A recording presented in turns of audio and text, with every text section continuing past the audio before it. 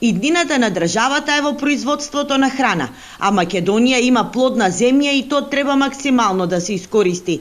Наместо младите да бегаат во странство, треба да останат дома и да развиваат сопствени бизниси.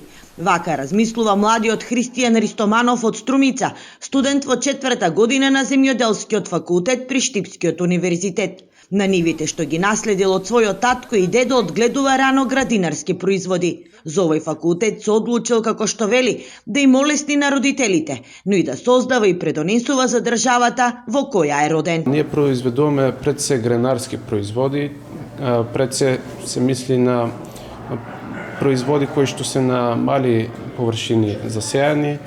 Од културите кои што одгледуваме се рукова, роквици, магданос.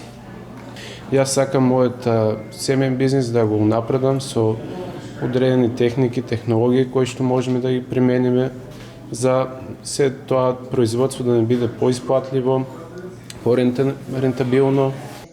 Но не сите млади својата иднина ја гледаат во обработката на земја. Бројот на млади земјоделци е мал. Лошиот пласман и ниските откупни цени во минатото се причина за многу млади мотиката да ја заменат со компјутер, вели Јован Трајковски, представник на семејна компанија која откупува земјоделски производи. Младите се повеќе и повеќе се ориентираат према дигиталните работи, значи на компјутери. Се помалку и помалку сакаат да работат на нива, бидејќи е тешка работа, макотрпна, треба од секој ден, цел ден да се на нива кога има интензивно производство и нажалост на крај често знае и да нема некој резултат или да цената да не одговара.